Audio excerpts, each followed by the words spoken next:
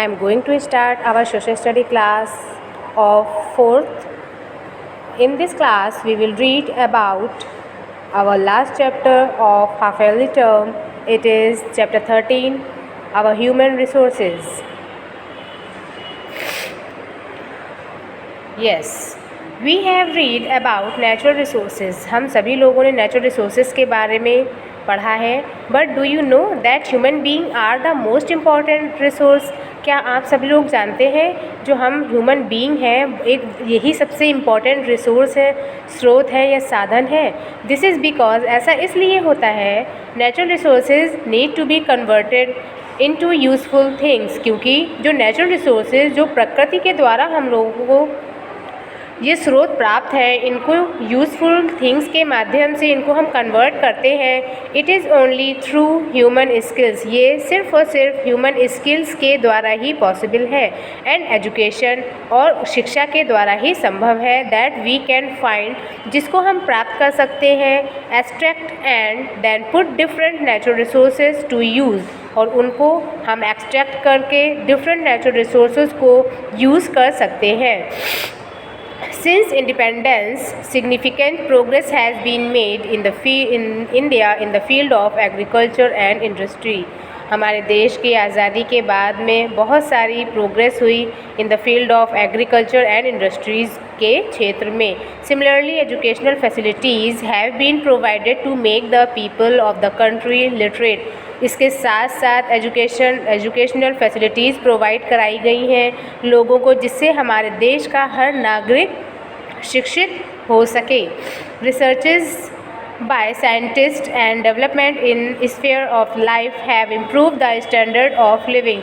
बहुत सारी रिसर्चेस हुई, शोध किए गए साइंटिस्ट के द्वारा एंड डेवलपमेंट किए गए, विकास किया गया in all sphere of life के हर क्षेत्र में to improve the standard of living, हमारे लिविंग स्टैंडर्ड को इम्प्रूव करने के लिए. Still a lot more need to be done because half the population is still deprived of even the most basic need, food, clothing and shelter. इसके साथ साथ a lot more need to be done, इसके साथ साथ बहुत सारी आवश्यकताओं को भी पूरा किया गया. But half the population is still deprived, लेकिन उसके साथ साथ इतनी फैसिलिटीज़ गवर्नमेंट के द्वारा प्रोवाइड कराने के बाद भी कुछ लोग जो थे उन बेसिक नीड से डिप्राइव्ड रह गए, वंचित रह गए. फूड, क्लोथिंग एंड शेल्टर से भी उनको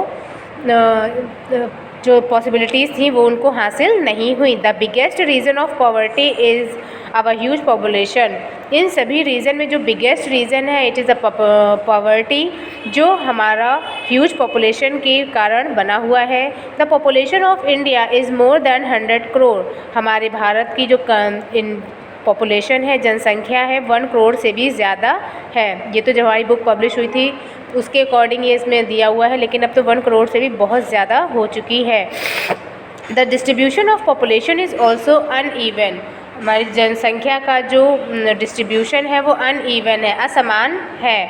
सम एरियाज़ आर थिकली पॉपुलेटेड, कहीं पर बहुत ज़्यादा जनसंख्या है, and others are thinly populated, और कुछ में बहुत ही कम. The average density of population in India, जो इंडिया की जनसंख्या का घनत्व है, is 324 people per square kilometre आंका गया है.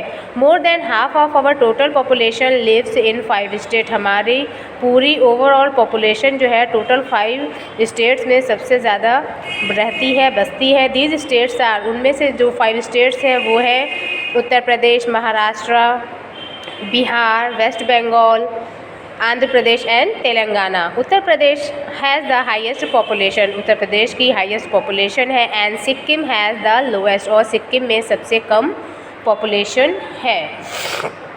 व्हेन पॉपुलेशन इंक्रीजेज, जब हमारी जनसंख्या बढ़ती है, we faces shortage of food. तो जनसंख्या बढ़ने पर हमारी कुछ समस्याएं सामने आती हैं. कौन कौन सी हैं? The shortage of food, schools, college, medical facilities, employment opportunity and the list is endless. और असीमित परेशानियां हैं जो जनसंख्या बढ़ने के बाद में जिनका हम लोगों को सामना करना पड़ता है. As a result maximum population remains malnourished. इसके परिणाम स्वरूप बहुत सी जनसंख्या में जो लोग हैं वो उन पोषक तत्वों से विहीन रह जाते हैं, उनको वो पोषक तत्व नहीं मिलते हैं, वो शिक्षा नहीं मिल पाती है जो उन्हें मिलनी चाहिए। दे सफ़र फ्रॉम डेफिशिएंसीज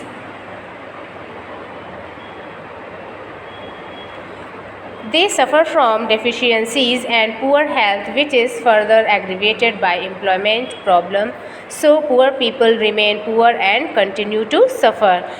वो जो है सफ़र करते हैं, महसूस करते हैं उन सभी परेशानियों को, एंड पुअर हेल्थ, और गरीब लोग जो है हेल्थ से रिलेटेड बहुत सारी परेशानियों को फेस करते हैं जो लगातार बढ़ती चली जा रही हैं।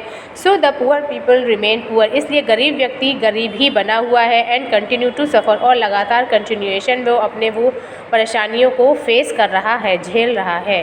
The population of India is more than 100 crore. इस फिलअप में 100 will come, and distribution of population in India is uneven. Yes, fill up ये जो आपके चैप्टर में इन बिटवीन दिए हुए हैं ये मैंने अभी कराए हैं। 3 out of 4 people in India live in village. India में इंडिया की जो टोटल जनसंख्या है उसमें से hello student, I am going to continue our 13th chapter, our human resources. In our previous video we discuss half part of the 13th chapter. Now I am going to continue the chapter. 3 out of 4 people in India live in village.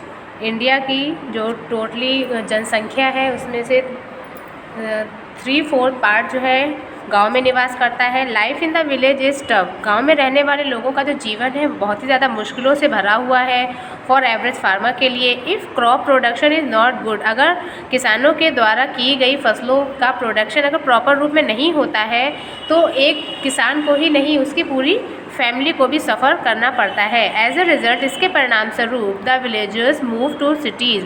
अगर उनको proper उनकी फसलों के मेहनत के अनुसार उनको अगर प्रोडक्शन नहीं होता है तो वो क्या करते हैं, शहरों की ओर अग्रसर होते हैं। फिर वो खेती के अलावा कुछ दूसरा व्यवसाय करने की इच्छा रखते हैं।